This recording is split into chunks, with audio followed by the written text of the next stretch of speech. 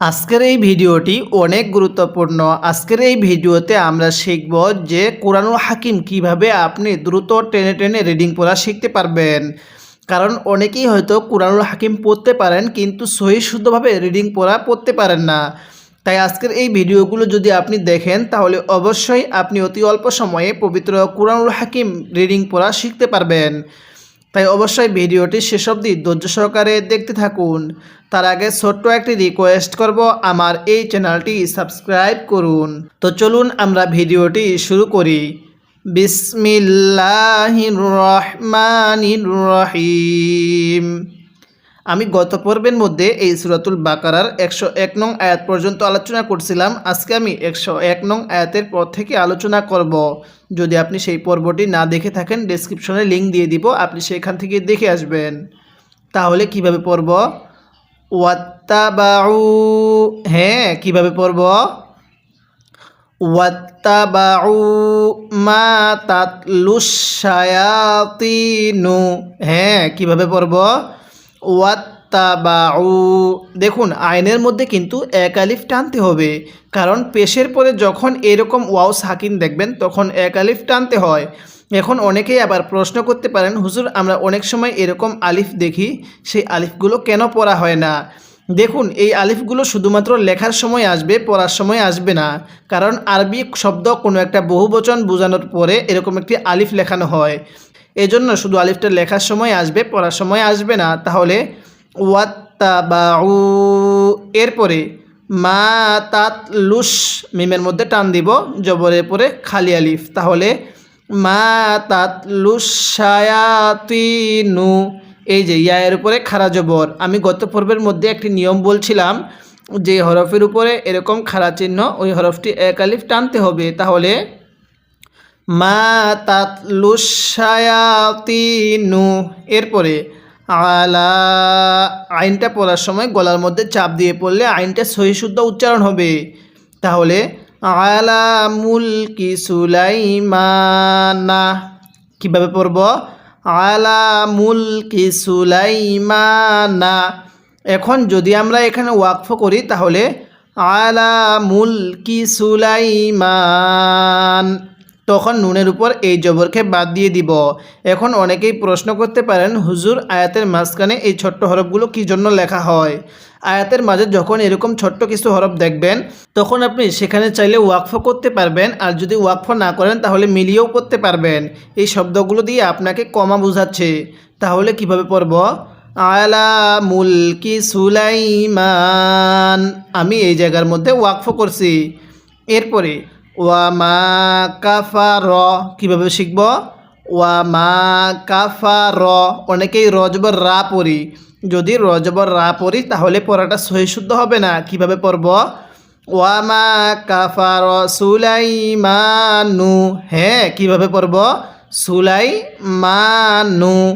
এরপরে ওয়ালাকিন্নাশ শায়াতিনা, কিভাবে পড়ব? ওয়ালাকিন্নাস, নুন লাগবে শিনের সাথে, কাপ লাগবে নুনের সাথে, এবং এই নুনের মধ্যে আমরা গুনাহ করব। তাহলে ওয়ালাকিন্নাস শায়াতিনা, এটা কিন্তু তকে তই উচ্চারণ করতে হবে, তা উচ্চারণ করা যাবে না। তাহলে শায়াতিনা। এরপরে কাফারু, কিভাবে পড়ব? কাফারু। এরপরে ইউআল্লিমুনান, ইউআল্লি, লামের মধ্যে টান হবে না, মিমের মধ্যে টান হবে। তাহলে বলুন তো মিমের মধ্যে আমরা কেন টান দিব? হ্যাঁ, পেশের পরে ওয়াও সাকিন এক আলিফ টানতে হবে। তাহলে ইউআল্লিমুনান নাসাস সিহর, কিভাবে পড়ব? তাহলে ইউআল্লিমুনান নাসাস সিহর। এখন যদি আমরা এখানে ওয়াকফ করি তাহলে সিহর, রটা হালকা উচ্চারণ করব, হাটা পরিপূর্ণ উচ্চারণ করব। অনেক সময় দেখবেন ওয়াকফের সময় দুইটি সাকিনওয়ালা হরফ একসাথে হয়ে গেছে, সেখানে আপনারা প্রথম সাকিনওয়ালা হরফটি পরিপূর্ণ উচ্চারণ করবেন এবং সেকেন্ড যেই সাকিনওয়ালা হরফটি থাকবে সেটাকে হালকাভাবে উচ্চারণ করবেন। যেমনটা এখানে সিহর, রটা হালকা উচ্চারণ হবে, হাটা পরিপূর্ণ উচ্চারণ হবে। তাহলে কিভাবে পড়ব? ইউআল্লিমুনান নাসাস সিহর, এরকমভাবে শিখব।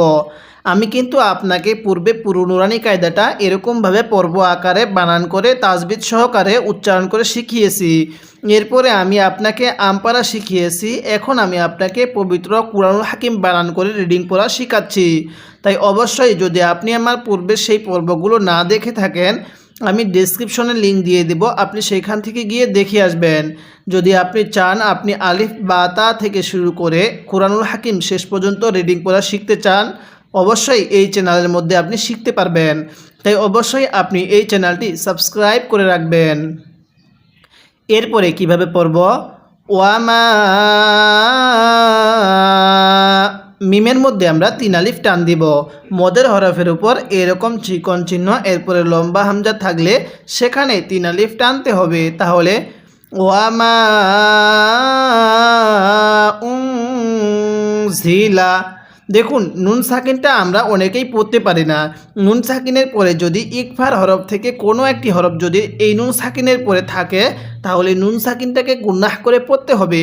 এই জায়গার মধ্যে নুন সাকিনের পরে জাহাটি হলো ইকফার হরফ, তাই আমরা এই নুন সাকিনটি গুন্নাহ করে পড়ব। কিভাবে পড়ব? ওয়ামা উনজিলা, এরপরে আলাল মালাকাইনি। হ্যাঁ, কিভাবে পড়ব? আলাল মালাকাইনি। অনেকেই আমরা পড়াটা সুন্দর করার জন্য প্রত্যেকটি হরফের মধ্যেই টান দিয়ে থাকি। যদিও সেখানে টানের নিয়ম না থাকে, তারপরেও আমরা টান দিয়ে থাকি। যদি এরকমভাবে পড়েন তাহলে পড়াটা সুন্দরও হবে না এবং সহিশুদ্ধও হবে না। তাই যেখানে টানের নিয়ম আছে সেখানেই টান দিতে হবে, এছাড়া অন্যখানে টান দেওয়া যাবে না। কিভাবে পড়ব? আলাল মালাকাইনি। এরপরে বিবাবিলা। হ্যাঁ, কিভাবে পড়ব? বিবাবিলা হারুতা ওয়া মারুত। কিভাবে পড়ব? হারুতা, এরপরে ওয়া মারুত, এরকমভাবে শিখব, যাতে করে আমাদের এই পড়াটি এখানেই শিখা হয়ে যায়। তাহলে আমার সাথে সাথে পড়ুন। হ্যাঁ, বলুন। ওয়াত্তাবাউ। আবার পড়ুন আমার সাথে। ওয়াত্তাবাউ। এরপরে আমার সাথে পড়ুন। মা তাতলুশ শায়াতিনু। কিভাবে শিখব? মা তাতলুশ শায়াতিনু। তাহলে ওয়াত্তাবাউ মা তাতলুশ শায়াতিনু, এরকমভাবে শিখব।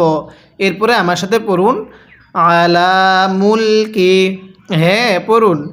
আলা মুলকি সুলাইমান। কিভাবে পড়ব?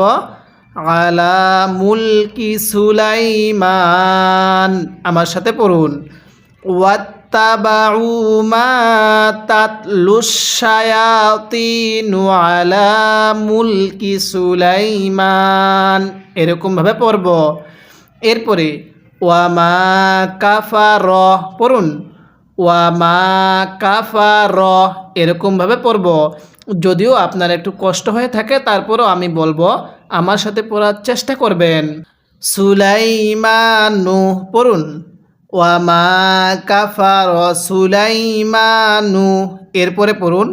ওয়ালাকিন্নাশ শায়াতিনা। হ্যাঁ, আমার সাথে পড়ুন। ওয়ালাকিন্নাশ শায়াতিনা। আরেকবার পড়বেন। যেই শব্দটা একটু কঠিন আকারে, আমি সেটা আপনাকে বারবার বলতেছি, যাতে করে আমার বলার দ্বারাই, আপনার শোনার দ্বারাই এই পড়াটি এখানে শিখা হয়ে যায়।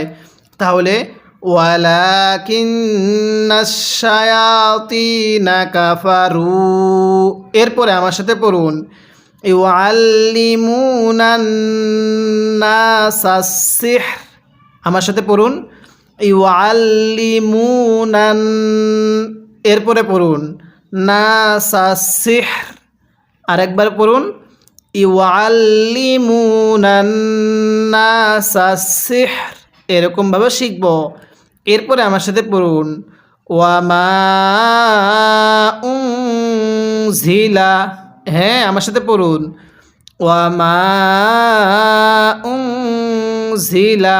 এরপরে আলাল মালাকাইনি। হ্যাঁ, এবার মিলিয়ে পড়ুন।